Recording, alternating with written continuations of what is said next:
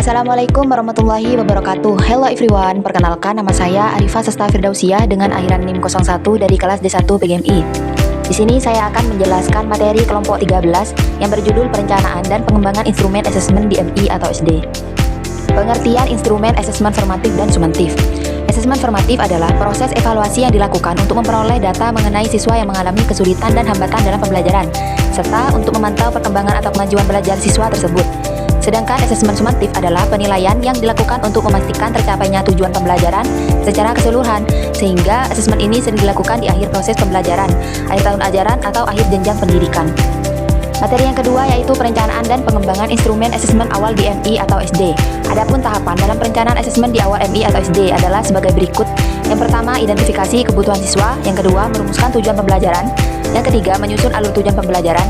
Dan yang terakhir, merencanakan pembelajaran dan asesmen. Adapun pengembangan instrumen asesmen awal di MI atau SD diantaranya yang pertama, tahap define. Tahap ini merupakan tahap tentang analisis kebutuhan terhadap instrumen asesmen keterampilan belajar dan berinovasi. Yang kedua, tahap design, merupakan tahap kegiatan perencanaan instrumen asesmen berdasarkan hasil analisis yang telah dilakukan.